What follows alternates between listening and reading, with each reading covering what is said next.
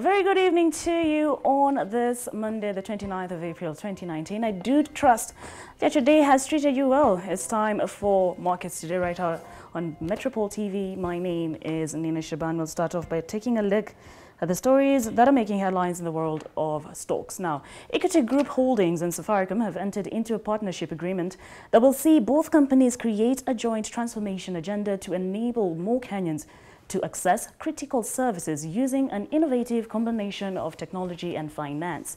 Now, the partnership, which will initially focus on building bridges between the work of the two organizations, was today formalized during a signing ceremony attended by the CEOs of both organizations. Through the collaboration deal, Equity and Safaricom hope to build more inclusive financial products, explore regional synergies, simplify cash delivery between their agents, and share technical knowledge to build a common approach to risks such as fraud and cybersecurity.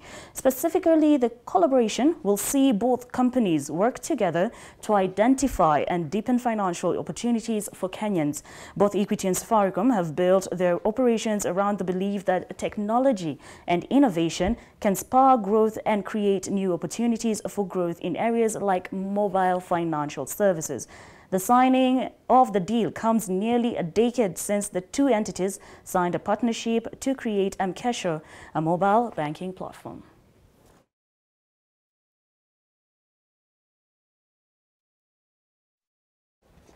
Meanwhile, analysts at a local investment bank, Genghis Capital, have warned that the provisioning for the non-performing loans will rise by 53% this year.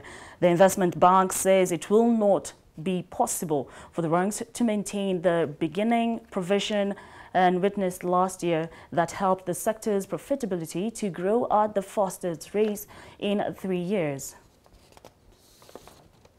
Last year, many banks covered most of their NPLs through balance sheet reserves and as opposed to income statement as they transitioned to international financial reporting standards. Now, Genghis say this window is not available in 2019. However, Genghis projects the asset quality to improve gradually on account of more stringent credit profiling with the onset of IFRS 9. Now, the average NPL ratio was recorded at 12% in December 2018 compared to 6.8% at the end of 2015.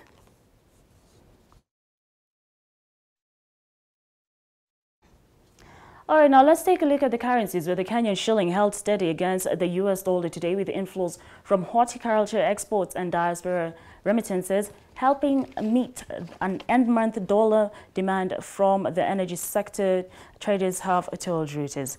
Earlier today, commercial banks quoted the shilling at 101 shillings and 35 cents buying and 101 shillings and 55 cents selling per dollar, compared to 101 shillings and 40 cents buying and 101 shillings and 60 cents selling at Friday's close. Let's take a look at that.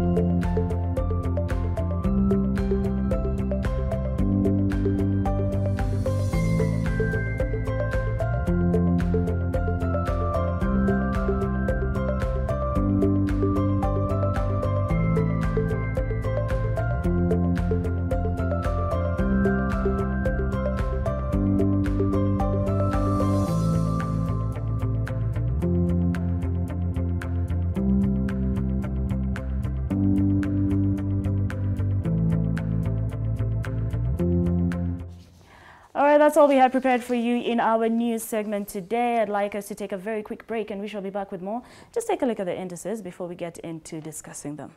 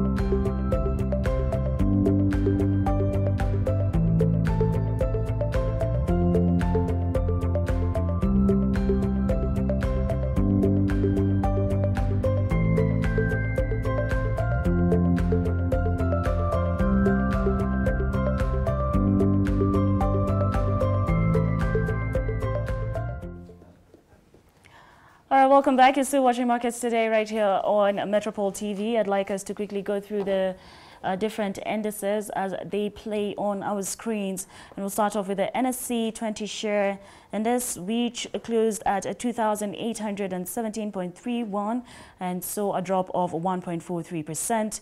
NSE 25 share 3,943.73 and saw a drop of 0.34%. And lastly, the NSE All Share Index that closed at 158.19 and that saw a drop of 0.34%, just like the 25 share. This is, of course, according to the closing on Friday.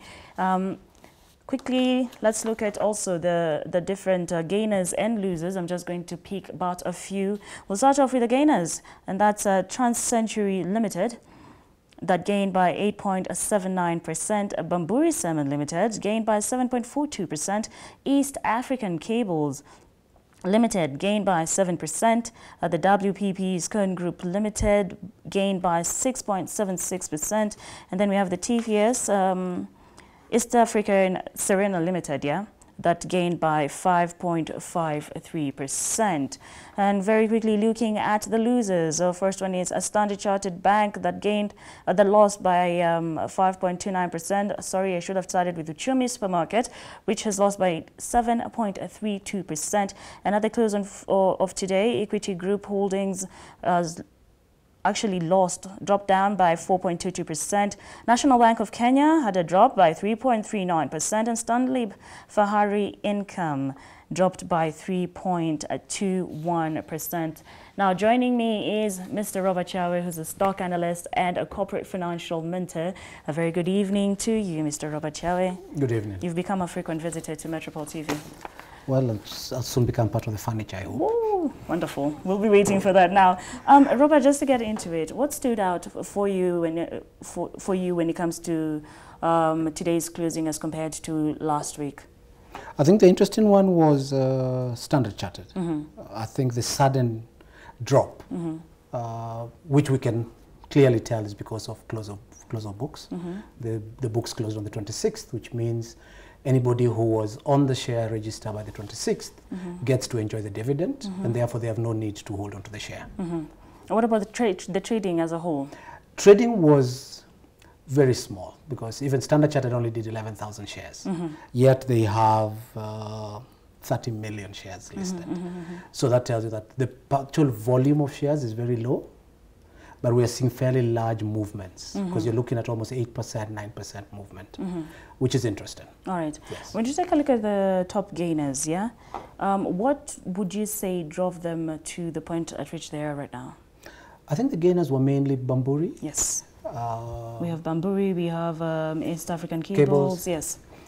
All three are actually in the construction industry, which tells you there must be something positive about construction. Seems the economy might be recovering. Finally.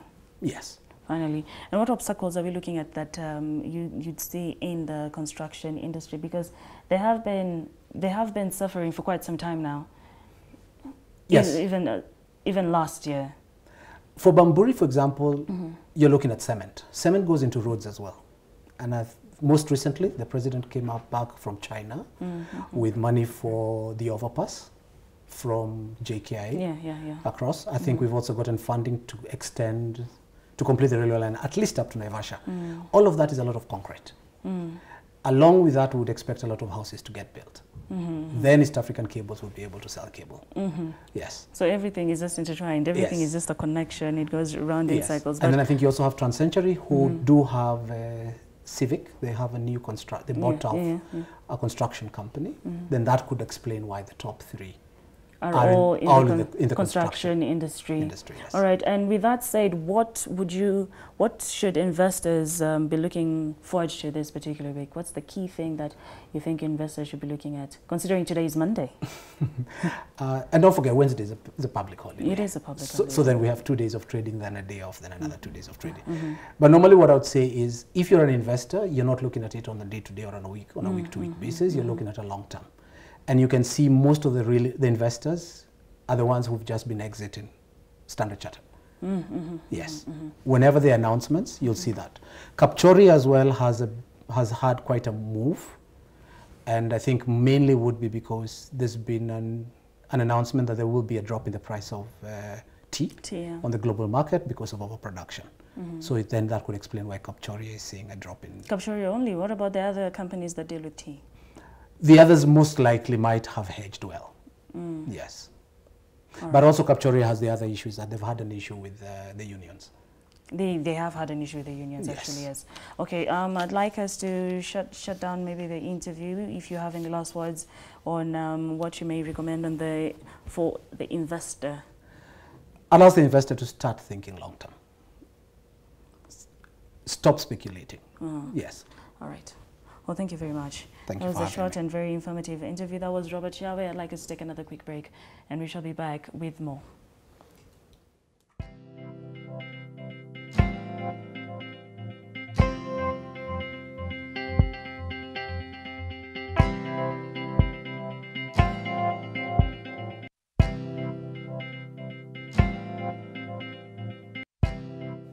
All right, welcome back to Markets Today. Let's shift gears onto the recently unveiled 2019 Economic Survey.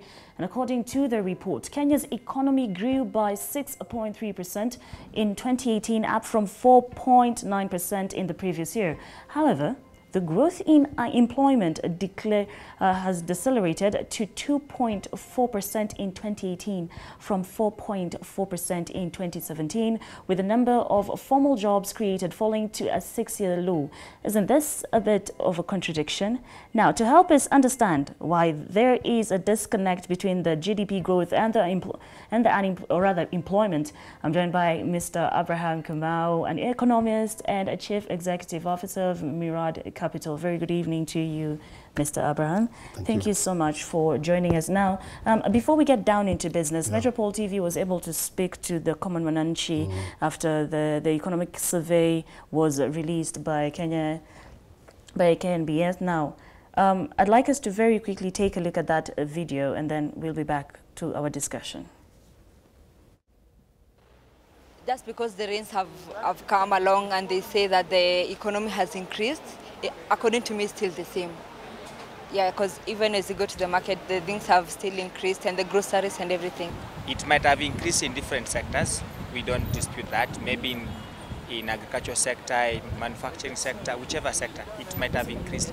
But when it goes down to the common Mwananchi, I think it has not yet increased. Because I think if the economy increases, then I want to see my currency having that strength, that 1 shilling being able to give me something, to put something on my table. Serikali ingekuwa na mwafaka kumaliza corruption kwa koti na mawakili na watu wakubwa.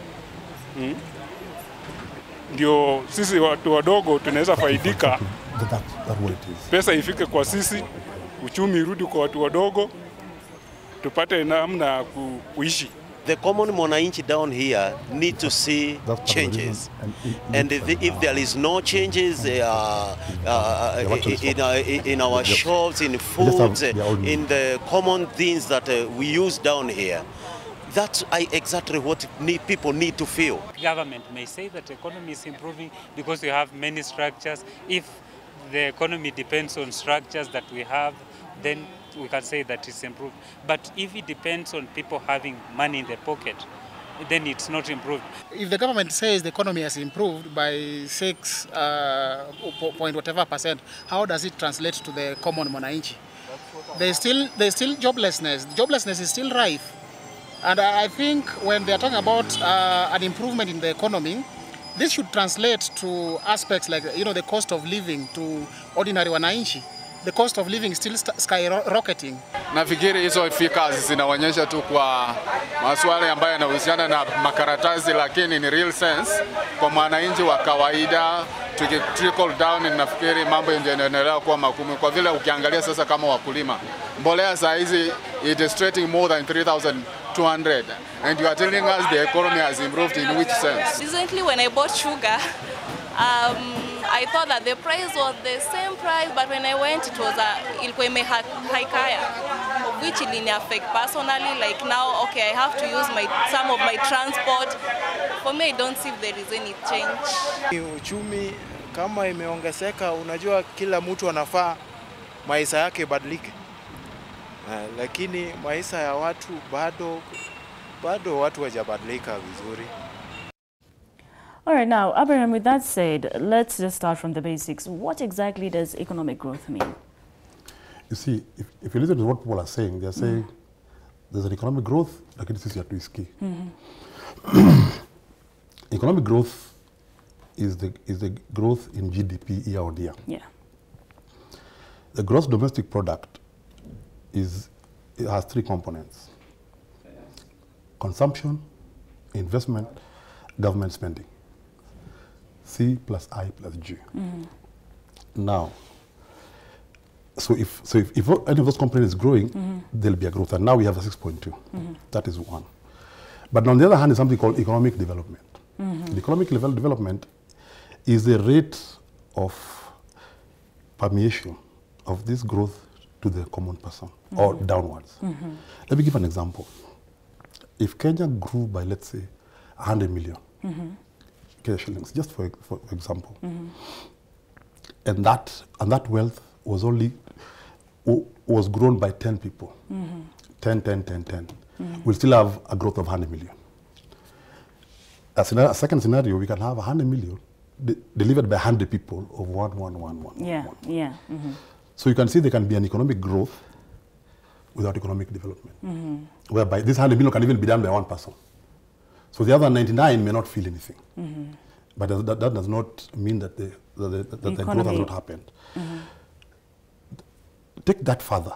You can have economic development even without economic growth by simply making sure that whatever growth is there permeates downwards. Yeah, it gets to everybody. But now those are policy issues of how exactly, but the thing for another day of how to do that. But clearly, our growth is not going downwards. It's not trickling down to the last person. The trickle-down effect is not good. That's why you can hear the kind of comments you're hearing. It's just a difference of those two, mixing economic growth with economic development. All right. Now, where is the disconnect between employment and unemployment and economic growth? Where is the disconnect? You see, with employment, remember, in the formal sector is where we have less job growth. Yeah. The formal sector has less than the informal one. Informal stands at 84% actually. Remember, somebody in the formal sector means they're more sophisticated. So this person, in terms of what you call the labor capital ratio, he prefers to use more of capital and technology to produce.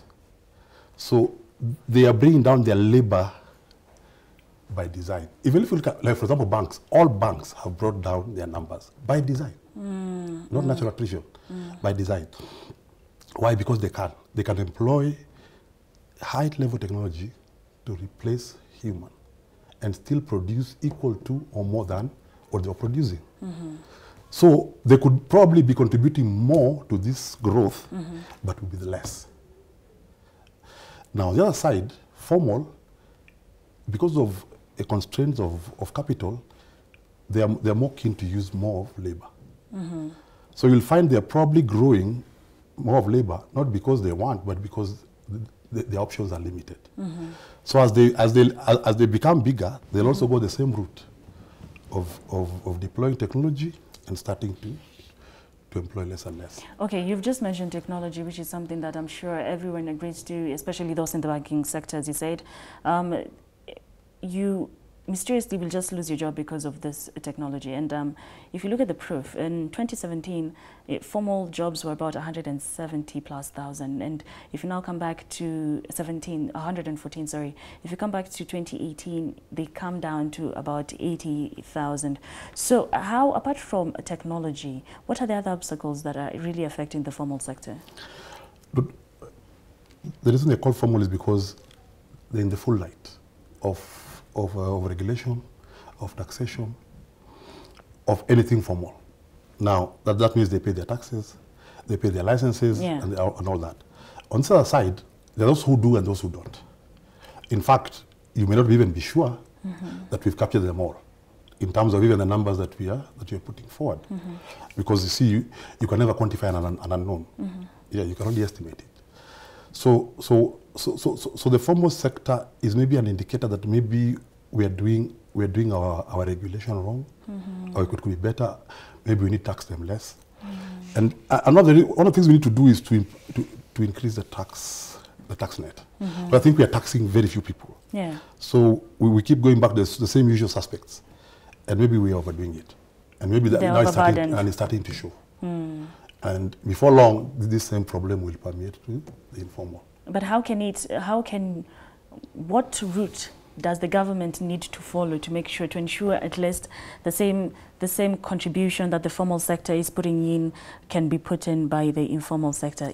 Is this something that can ever happen, or yeah, are we it just can being happen. You see that the thing is, yeah, if you look at the way KRA is doing it, it's now it's very difficult to do very many things without a PIN number. Yeah. That's a very good route to go, because it means it will smoke out everybody as time goes by.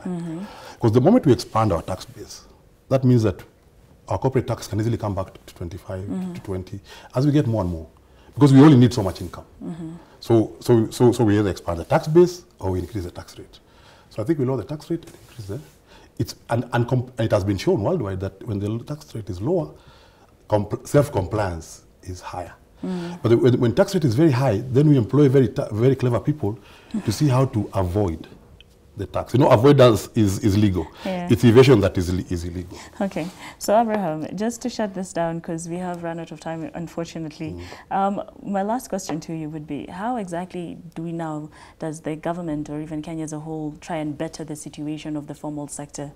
After mentioning all the obstacles that they're going through, how does the formal sector become better than where it already is? I mean, we're looking at 16% of job creation in the formal sector and 84% of job creation in the informal sector. So how do we better this formal sector? Because there are people who've gone to school and they're expecting to get those jobs.